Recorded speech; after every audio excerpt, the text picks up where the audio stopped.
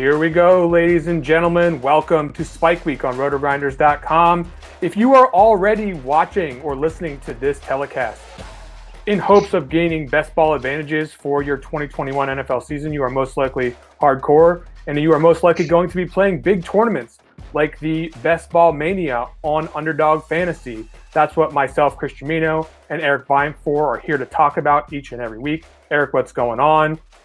Spike Week. What's a Spike Week? Yeah, it's a perfect name for the show because I think it's the subject that people don't talk about enough with best ball stuff, which we'll get into in some specific examples. But I think it's the perfect name for a show like this because, like, I'm sure there's plenty of hardcore, like you said, people that are talking about it like us now and drafting are probably the hardcore fantasy football and best ball players. And I'm sure some of those people are playing the like regular leagues, right? 12-man leagues, 3-man leagues, and all of that. But where, at least to me, and where I think most people think the fun is in these huge tournaments, right? There's already right now 2 tournaments with $1 million to first place. However, I don't think the content necessarily across the industry is always geared towards playing in those specific contests. That's where the Spike Week name comes in, and that's where a lot of the discussion that we'll be having, I'm sure, will come in, because it's not just the kind of players that you target, but that is part of it. How you should be approaching these tournaments with the players you're going after, the way you're constructing your teams, and all that built around this Spike Week idea where not only do you need to win the weeks, 1 through whatever of the regular season, but in the playoffs, you're playing for $1 million. And so what you need to do is a little bit different than, your traditional fantasy league and even your traditional best ball league. Excellent overview. Erik, this is how it's going to work whenever you see or hear me on this show.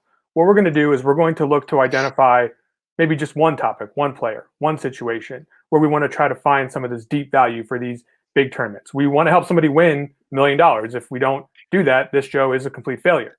It's going to be a short format show, right? We're not going to try to keep you here all day. We're just going to cover the one topic. We're going to get in, we're going to get out. We're going to talk about this one particular element in fantasy football that could help you get where you want to go. The goal is, like you talked about, we want to get to the tippy top. We want to get to the playoff rounds. We want to get to the championship rounds. We want to find an angle that maybe is under discussed, maybe even a little bit contrarian.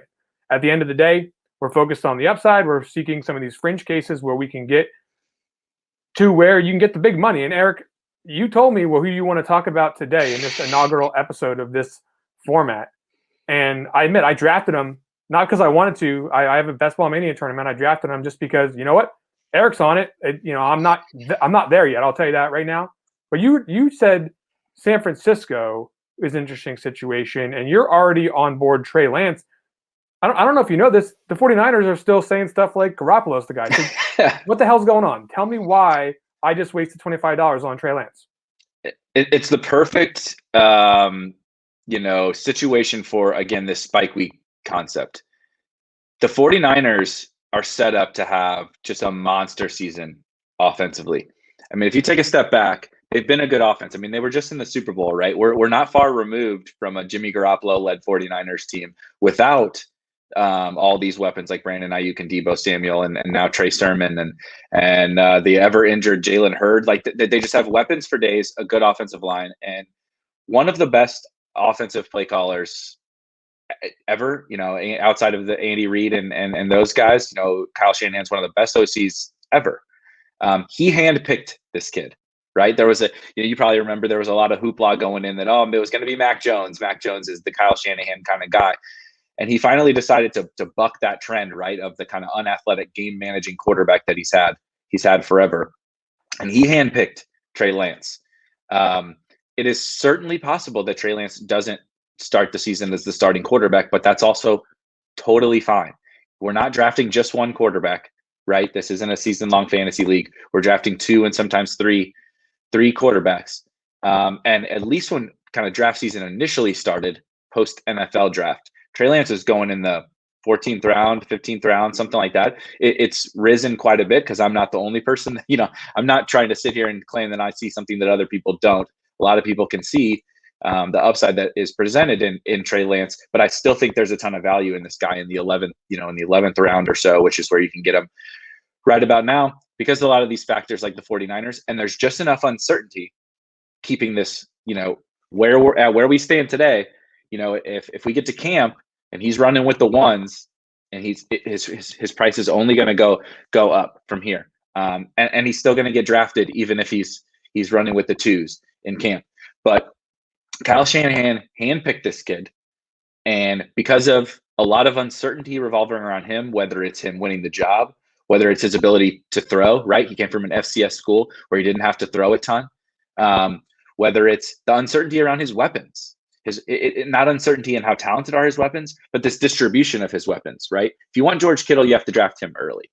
Brandon Ayuk is not super, super cheap, but he's also in theory sharing targets with Deebo Samuel and George Kittle. The running backs are murky. So the whole situation, despite the offense being elite and potentially leading the league in scoring upside for an offense, there's just enough uncertainty around kind of every little single piece outside of just the talent that it's keeping the price on everybody in check. And we have a running quarterback with elite weapons that the coach spent, coach handpicked, spent a ton of draft capital on this kid. I don't see why he wouldn't start, but even if he doesn't start the season in week 1, I don't think we should be concerned because of what we're looking for to win one of these tournaments. And it's a guy who could be the point guard of an offense. He runs like he's an elite runner, and he just has every variable that we're looking for in one of these, later mid to later round quarterbacks that can kind of break fantasy, right? You can get a lot of high quality quarterbacks around those rounds, but you really, when we're trying to win one of these tournaments, I want this guy that breaks fantasy.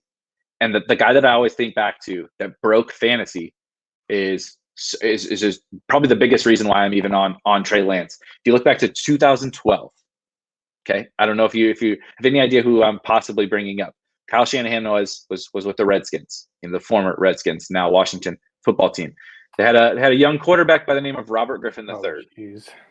And Robert Griffin III was in a little different offense and such in college at Baylor. They threw it a little bit more. But RG3 came in and led fantasy football quarterbacks in scoring that year on a per game basis in 2012. So there's this myth that Kyle Shanahan just has the game managers and the Jimmy Garoppolo types. And I don't know if Trey Lance is RG3, frankly. I don't know if Trey Lance is any good. I can't predict the future with a quarterback that we've never seen. But we have seen what Kyle Shanahan can do with this type of talent. And it is legitimately the QB1 in fantasy. That's the ceiling that we're talking about here. We'll get into a little bit more some of these other things around schedule and such that set up really well for him. It's just all the stars are aligning for him. And we even have, people want kind of that past data. We have a data point of this coach with this kind of player setting the world on fire. Yeah, I'm definitely not the guy to talk to about loving what a coach can do, right? Like what a coach, players play. I mean, I understand that Kyle Shanahan has a lot to do with the success of the 49ers offense, but I also understand that if you don't have the talent on the field, it's difficult to get very far without, with any coach. You saw what was going on with the Patriots last year. People were all of a sudden not so shiny on Bill Belichick after 20 years of killing everybody. But let's just talk really. I want to touch on a couple of things, zoom out to the 49ers in general. I lied. I looked up some things. I didn't just draft him because you were all over him. Let's talk about the offense from last year. It was very modest. There was some pretty underwhelming metrics, but I think we all had a long spring. We all had a long winter. A lot of things happened. We maybe forgot what happened to the 49ers last year injury-wise. Now, obviously, Garoppolo's injury-prone, which is another checkbox in your claim that Trey Lance could be a potential pick, right? He could eventually get hurt again. But then Kittle was out for games. Deebo got hurt. Mostert, Coleman, Jeff Wilson got hurt. Jordan Reed, we say what you want about him. The guy was doing something. He got hurt. You got Jalen Hurd, who wasn't available last year. Some offensive linemen missed time. And then on defense, Bosa, D Ford, Tart, Sherman, all missed time. 4 defensive linemen, Greenlaw. I mean, and they were missed like their whole secondary at different points in this season. Yep. So this was a team that was severely hampered by injury, and it was not performing up to where they could have even done if Garoppolo was playing and playing under expectation. So just overall, the 49ers are starting off from our opponents. They're undervaluing them probably. I'm not saying all of them are going to do that, but I would say that if you give the 49ers a median just based on being healthy, it's going to be higher than it was last year. Now, you talked about the schedule. 4 weak defenses at least, and the time which you are going to see those weak defenses is very opportune. Week 12, I think Minnesota is not going to be a very good defense this season. I think Cincinnati's not going to be very good. You're going to get them week 14. You're going to see Atlanta in week 15. You're going to see Houston week 17. Erik, are those weeks important in the Best Ball Championship? Are any of those weeks going to matter? I actually didn't look and see what the schedule was for the Best Ball Mania as far as the playoffs is concerned. Maybe you can tell me, but there's going to be at least several games that are going to be up, in the fantasy playoffs, regardless of your league, where the 49ers are going to be in play. And I think that is very favorable to them. 100%. So just to recap, the weeks 15 through 17 is your playoff schedule for Best Ball Mania on Underdog, and it is the same.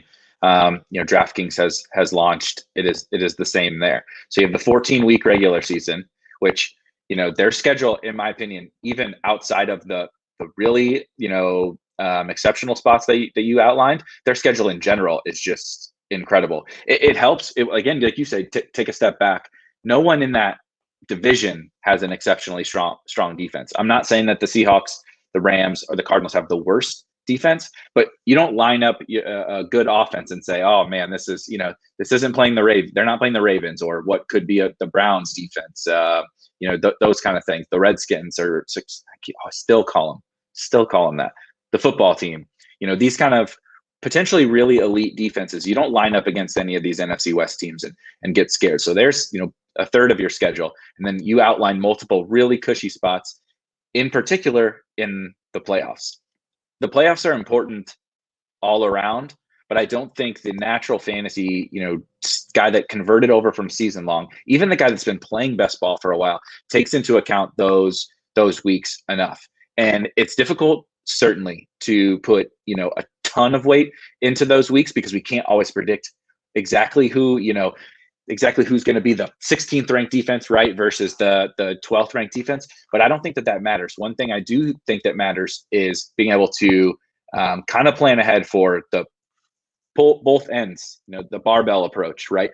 I feel extremely confident that the Houston Texans defense is not going to be good. It is the only thing worse than the Houston Texans offense this year is going to be the Houston Texans defense. The 49ers will be able to name their score in the championship week of these big contests. So again, you have to get there. There's a lot of other things. It's not the number one priority on my draft board, but beyond just those playoff weeks, they have an incredible schedule with incredible talent. So it bumps them up, right? I like other spots, other quarterbacks, other stacks, etc. And other teams have decent schedules too. But this is a nice big kind of cherry on top of the 49ers, as a stack, but also as Trey Lance. You don't have to load up on every team with a bunch of 49ers. And even if you just have Trey Lance, there's nothing wrong with just having Trey Lance, right? He's one of these rare quarterbacks that he's cheap enough and he runs. His biggest weapon is his legs. So even if you don't get Kittle, Ayuk, or Deebo Samuel, that's a big reason why I love him, is you do not have to, force stacks with a guy whose best weapon is his legs.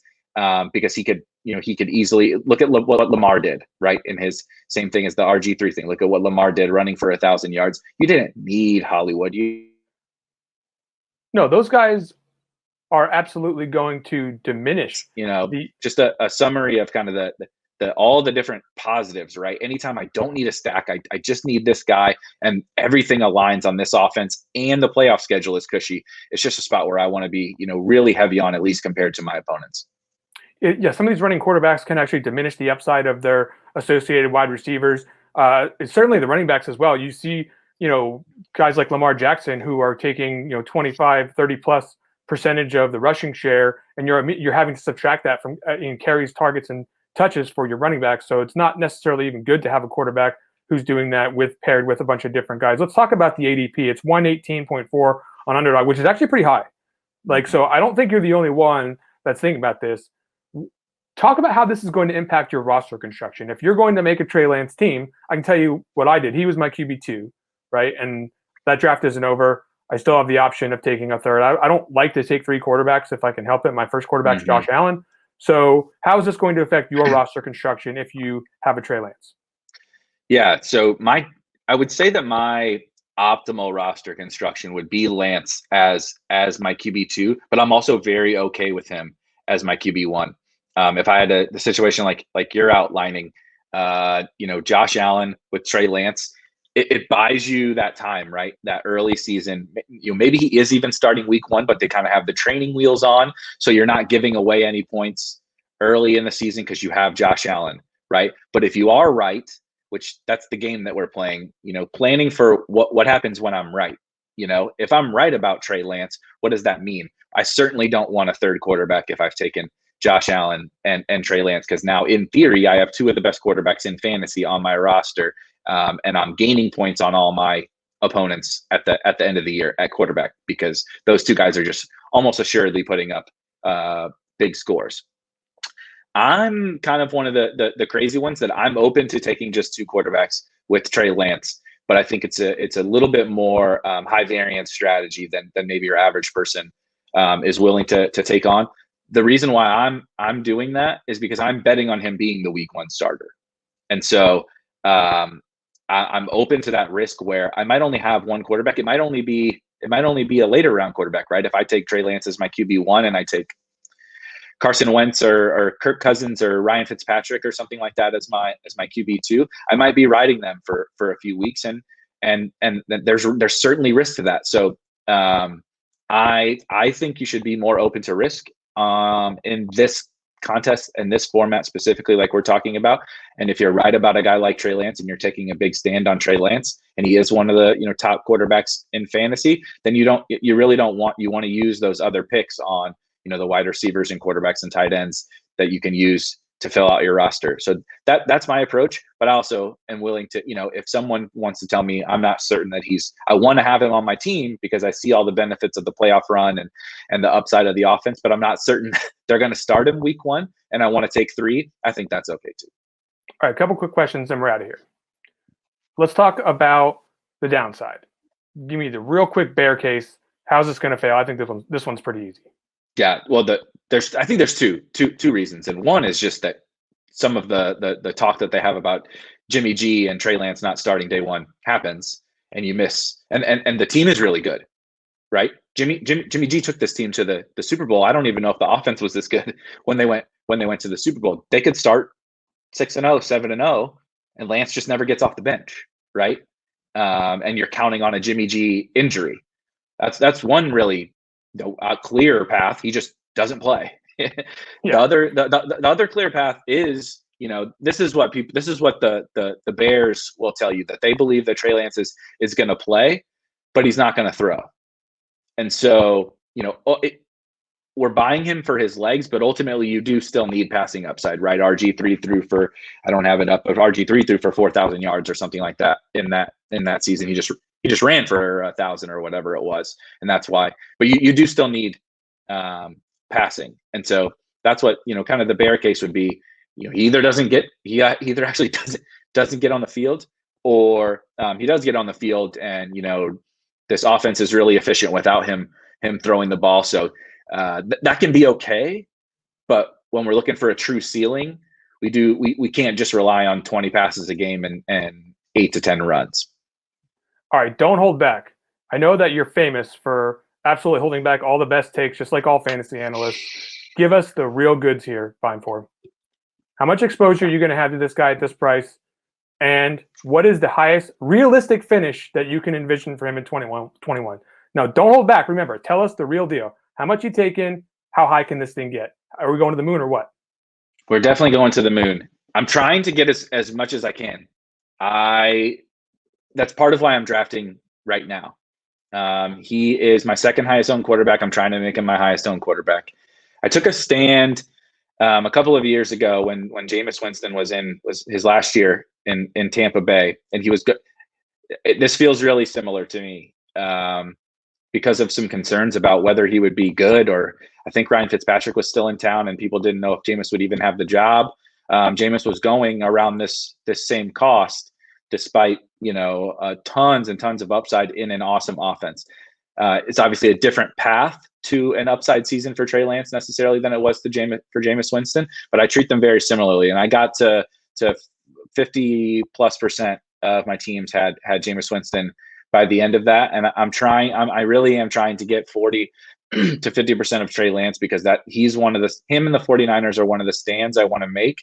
And like we talked about earlier, it's a little more difficult to make a stand on a second round tight end and a 6th and 7th round wide receiver. So I'm trying to get it with this a 10th, 11th, 12th round quarterback. In terms of where the ceiling is, it's QB2, QB3. I'm not sure that there's a world in which he can beat all of Mahomes, Allen, Lamar, Dak.